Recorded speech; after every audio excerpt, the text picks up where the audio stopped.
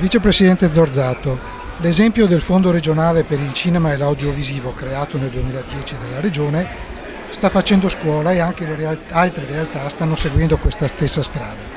Ecco, lei ritiene che sia uno strumento utile quindi sia per lo sviluppo delle produzioni cinematografiche sia per lo sviluppo economico del territorio?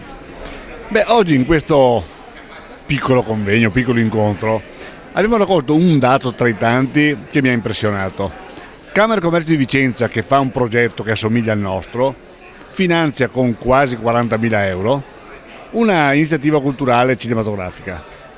Ha fatto un'analisi economica, il ritorno economico vero di produzione sul territorio rispetto ai 40.000 che hanno provocato questa iniziativa è di 1.600.000 euro. Cioè il rapporto è, credo, straordinario.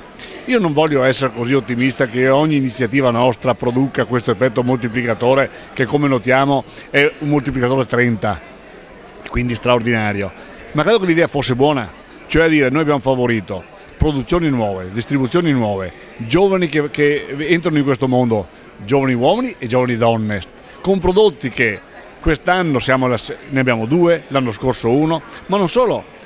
Quello che abbiamo favorito l'anno scorso, la produzione di Segre, che era ambientata in posti straordinari nel Delta del Po, quest'anno probabilmente concorre, forse vince, il premio Europa della Comunità Europea e avrà una distribuzione europea. E quindi la nostra ricaduta di ritorno anche di immagine, di conoscenza del nostro territorio sarà straordinaria. Credo che se questi dati se riusciremo a consolidarli, è una strada perché la parola cultura affiancata alla parola economia si cominci a in qualche modo consolidare in maniera importante.